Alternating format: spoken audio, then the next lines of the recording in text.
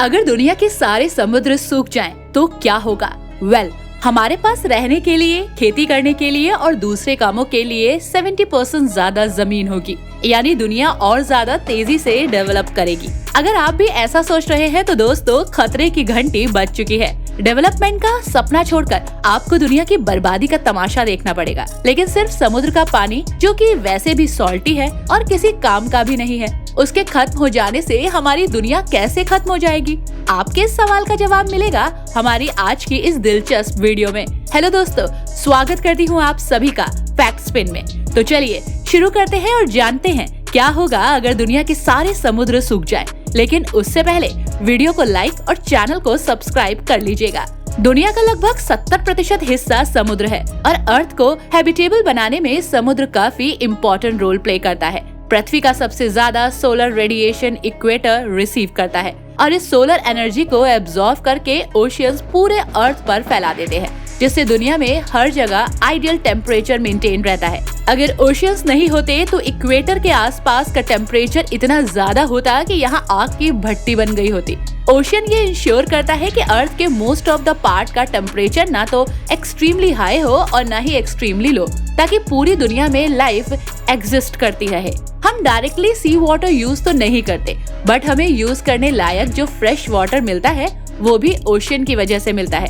Oceans play an important role in the water cycle. समुद्र से पानी इवेपोरेट होकर हवा में जाकर क्लाउड का निर्माण करता है और फिर इन बादलों से झमाझम बारिश होती है, जिससे हमें अपनी जरूरतें पूरी करने के लिए फ्रेश वाटर मिलता है। अब आपको समझ आ रहा होगा कि समुद्र के खत्म होते ही दुनिया कैसे खत्म हो जाएगी, लेकिन दुनिया का ये दी एंड इतनी शांति से नहीं होने वाला।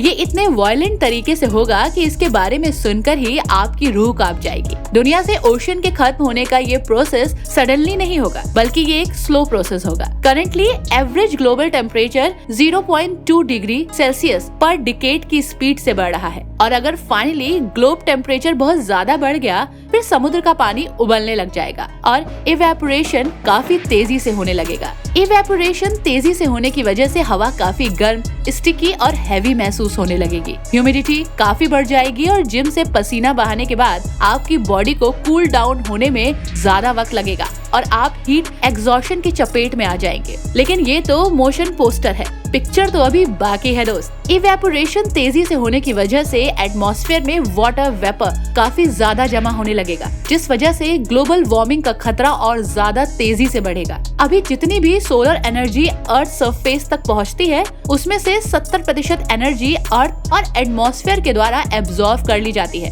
जबकि 30% एनर्जी वापस स्पेस में चली जाती है, जिससे अर्थ का सरफेस एक्स्ट्रा हीट होने से बचा रहता है। लेकिन जब एटमॉस्फेयर में वाटर वेपर ज्यादा जमा होने लगेगा, तब अर्थ से टकराकर वापस स्पेस में जाने वाली सोलर एनर्जी भी पृथ्वी पर ही रह जाएगी, जिससे यहाँ का टेम्परेचर और ज्यादा बढ़ने लगेगा। पृथ्वी के बढ़ते टेम्परेचर का इफेक्ट नॉर्थ और साउथ पोल्स के आसपास भी देखने को मिलेगा और आइस कैप और माउंटेन गैलेक्सीज पिघलनी शुरू हो जाएंगी। इसके पिघलते ही सी लेवल 230 फीट तक बढ़ जाएगा।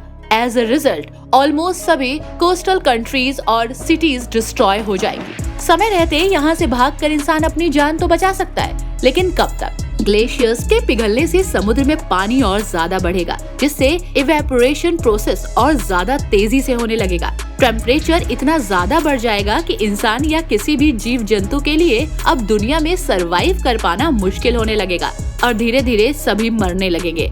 पेड़ पौधे भी सूखने शुरू हो जाएंगे और जंगल भी खत्म होने लगेगा। ओशियन के रैपिड इवेपोरेशन की वजह से मरीन इकोसिस्टम भी पूरी तरह से डिस्ट्रॉय हो जाएगा और समुद्र में रहने वाले सभी जीव जंतु मारे जाएंगे। दुनिया के 70% ऑक्सीजन का निर्माण समुद्र में पाए जाने वाले प्रोक्लोरोकॉकस एंड अदर ओशियन फाइटोप्लैंक्टन ही करते हैं, जो कि अब खत्म हो जाएंगे और दुनिया में ऑक्सीजन की भी कमी होने लगेगी। इंसानों के लिए इस दुनिया में सांस लेना मुश्किल हो जाएगा। ओशियन के पूरी तरह से डिसअपेयर होने से पहले ही पृथ्वी से all type of life disappear हो जाएगी। बीतते हुए समय के साथ ही फाइनली ओशियंस पूरी तरह से डिसअपेयर हो जाएंगे एंड देन सोलर सिस्टम के अदर टेरिटोरियल प्लैनेट्स की तरह ही पृथ्वी भी बंजर हो जाएगी। समुद्र के सूख जाने के बाद इसकी गहराई में मौजूद माउंटेन रेंज नजर आने लगेंगे, पर इन्हें देखने के लिए कोई नहीं बचेगा। समुद्र के न होने की वजह से अब पृथ्वी का टेम्परेचर और ज्यादा तेजी से बढ़ने लगेगा। टेम्परेचर इस कदर बढ़ जाएगा कि पृथ्वी पर जो सूखे हुए पेड़ पौधे मौजूद होंगे उन सभी में ऑटोमेटिकली आग लग जाएगी। ये आग तब तक जलती रहेगी जब तक जलने वाली चीजें मौजूद रहेंगी और ये आग भी पृथ्वी का टेम्परेचर और ज्यादा बढ़ाएंगी। आफ्टर सम टाइम पृथ्वी का टेम्परेचर हमारे नेबरिंग प्लैनेट वीनस के जितना हो जाएगा, जो कि लगभग 482 डिग्री सेल्सियस है। वेट अ मिनट, समुद्र के खत्म हो जाने के बाद पृथ्वी का हाल वीनस जैसा हो जाएगा? तो कहीं ऐसा तो नहीं कि billions of year ago Venus भी पृथ्वी की तरह हरा भरा रहा हो, लेकिन फिर उसके समुद्र के खत्म होते ही वीनस पर बसी दुनिया भी खत्म हो गई हो? What do you think? Finally earth temperature 1400 degree Celsius तक पहुंच जाएगा और इस पॉइंट तक पहुंचने के बाद पृथ्वी से इंसानों की आखिरी निशानी भी खत्म होने लगेगी।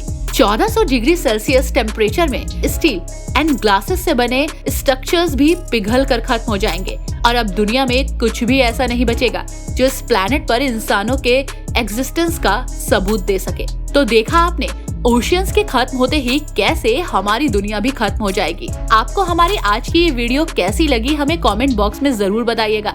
उम्मीद करती हूँ कि आज की वीडियो से आपको कुछ नया जानने का मौका मिला होगा। वीडियो अच्छी लगे तो इसे लाइक एंड शेयर कीजिएगा। साथ ही ऐसी और भी इंफॉर्मेटिव वीडियोस देखते रहने के लिए हमारे चैनल को सब्सक्राइब करना मत भूलिएगा। Thanks for watching.